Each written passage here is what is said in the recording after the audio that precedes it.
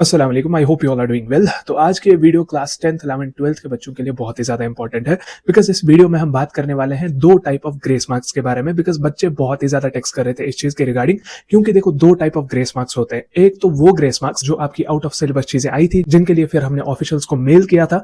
उस पे जब ऑफिशियल्स का वो स्टेटमेंट आया था कि बच्चों को इस चीज के लिए ग्रेस मार्क्स दिए जाएंगे, एक तो वो ग्रेस मार्क्स हो गए, वो तो सभी बच्चों को मिलेंगे, मतलब जहां पे भी आपको आउट ऑफ सिलेबस चीजें देखने को मिली थी। लेकिन और एक टाइप ऑफ ग्रेस मार्क्स जो है वो होता है जब बच्चों का रिजल्ट आता है। तो देखो अब आपके एग्जामिनेशंस खत्म हो चुके, राइट? तो जेके बोस की तरफ से 5 फ्री मार्क्स मिलते हैं बच्चों को। अब वो किन बच्चों को मिलते हैं? वो सभी बच्चों को मिलते हैं क्या? अब जिन भी बच्चों को मिलते हैं उनके बारे में मैं आपको बताने वाला हूं। पहले अगर हम बात करें, देखो जब आपका रिजल्ट आता है ना, तो रिजल्ट में आपने देखा होगा कि कभी कभार क्या होता है ना, किसी बच्चे को साइड में लिखा होता है ST5 ST3 ST4। वो जो मार्क्स होते हैं ना, वो स्टेचू मार्क्स होता है या ग्रेस मार्क्स उनको बोलते हैं, ठीक है? तो अगर हम उन चीजों की बात करें, वो किन बच्चों को मिलता है? देखो फॉर एग्जाम्पल हम एग्जाम्पल लेते हैं, यहाँ पे आपको देखने को मिल रहा होगा, अगर आपके पास 5 सब्जेक्ट्स है और 5 के 5 सब्जेक्ट्स में आपके 25 मार्क्स पासिंग मार्क्स है, ठीक है? तो अब अगर हम बात करें, चाहे आप 10th के 11th के हो या 12th के हो, अज्यूम करते हैं आपके 25 मार्क्स, 10th के तो वैसे भी 26 मार्क्स पासिंग मार्क्स है, हम अज्यूम करते हैं ताकि सभी बच्चे 10th 11th 12th उनका सेम ही एग्जाम्पल से आपको समझ में आ जाए, ठीक है? तो अब अगर हम बात करें, अगर 25 मार्क्स आपके पासिंग मार्क्स है,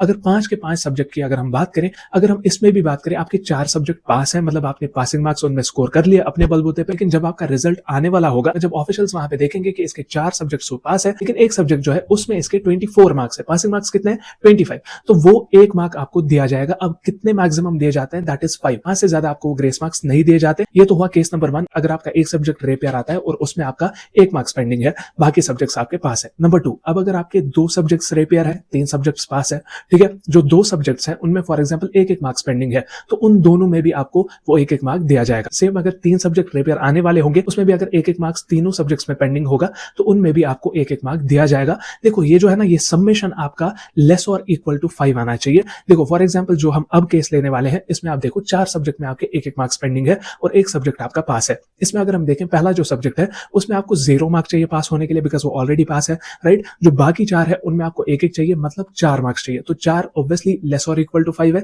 तो आपको वहां पे वो 4 मार्क्स देके वो चारों सब्जेक्ट्स पास किए जाएंगे। अब अगर और एक केस की बात करें, वहां पे अगर हम देखें कि पांचों के पांचों सब्जेक्ट्स में आपका 1-1 मार्क्स पेंडिंग है, तो उस केस में क्या होगा? आपको पांचों के पांचों सब्जेक्ट्स पास किए जाएंगे, बिकॉज उनका जो समेशन है वो लेस और इक्वल टू 5 आ रहा है, मतलब बराबर 5 के आ रहा है, राइट? लेकिन अब अगर हम ऐसा कुछ केस देखेंगे जिसमें आपका 4 सब्जेक्ट में तो 1-1 मार्क्स पेंडिंग है, लेकिन और एक सब्जेक्ट में 2 मार्क्स पेंडिंग है, तो यहाँ पे अगर हम देखें 4 + 2 = 6, तो वो मोर देन 5 आ रहा है, तो आपके पांचों के पांचों सब्जेक्ट्स रेपियर आएंगे। इस केस में ऐसा ना समझना कि 4 सब्जेक्ट्स तो पास होने चाहिए, एक अगर रेपियर आएगा भी नहीं, इस केस में सारे के सारे सब्जेक्ट्स रेपियर आएंगे। अब अगर कोई बच्चा ऐसा होगा जिसके 4 के 4 सब्जेक्ट्स अपने बलबूते पे पास होंगे, लेकिन एक सब्जेक्ट में 20 मार्क्स होंगे, तो उसमें उसको मैक्सिमम 5 मार्क्स चाहिए, राइट? तो उसको 5 के 5 मार्क्स एक सब्जेक्ट में भी दिए जा सकते हैं। मैक्सिमम फ्री मार्क्स आपको 5 दिए जाते हैं। आई होप आपको समझ में आ गया होगा कि ये किन को दिए जाते हैं। अब बात आती है उन ग्रेस मार्क्स की जो आपके आउट ऑफ सिलेबस वाली चीजें थी, तो वो ग्रेस मार्क्स तो सभी बच्चों को मिलने वाले हैं, जहां पे भी जेके बोस ऑफिशियल्स को लगेगा कि नहीं, यहाँ पे हमारे पेपर में चीजें जो थी वो आउट ऑफ सिलेबस थी। नीचे हर कोई बच्चा कमेंट्स में लिखेगा कि इंशाल्लाह आई विल शाइन। बाकी इस वीडियो को लाइक और शेयर जरूर करें, शेयर करें हर एक बच्चे के साथ, और साथ ही साथ हमारे चैनल को सब्सक्राइब